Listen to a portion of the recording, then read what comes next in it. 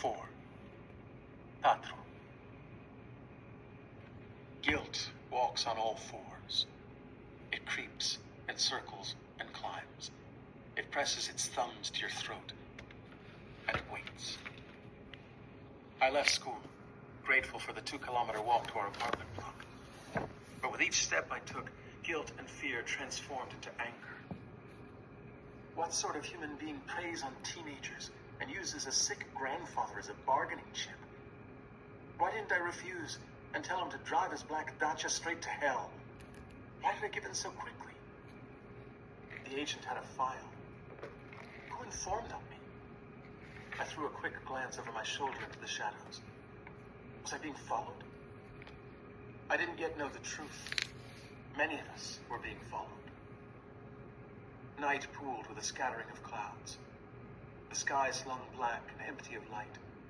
Tall, ashen buildings towered together on each side of the street, lording over me. Living in Bucharest was like living inside a black and white photo. Life in cold monochrome. You knew that color existed somewhere beyond the city's palette of cement and charcoal, but you couldn't get there, beyond the gray.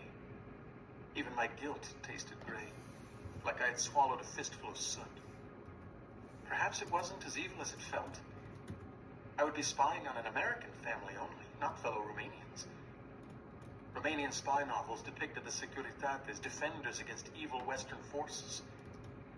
But if the stories were realistic, the agents were predictable. Maybe I could outwit them. Yes, that's actually what I thought. I could beat the Securitate. But how could I manage the guilt? It wouldn't dissolve overnight. My family would know something was wrong. I could fool my parents. My father was always gone working. In recent years, he felt more like a shadow than a man. Mama was always distracted and worried, constantly making lists. I think she actually made lists of things to worry about. But I wouldn't be able to fool Bruno. And I certainly couldn't fool my older sister, Chichi. So I invented a story about exams.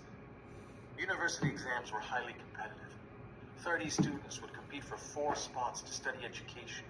70 students for just 1 spot in medicine. Philosophy, nodded Bruno. Soul nourishment.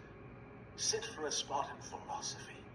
You see, communism is a state of mind, he would lecture, tapping at his temple.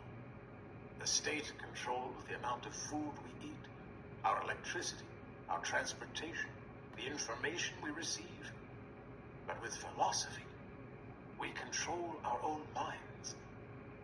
What if the internal landscape was ours to build and paint? Bruno spoke often of vibrant what-ifs. I pondered them in my notebook. How could we paint or sketch creatively?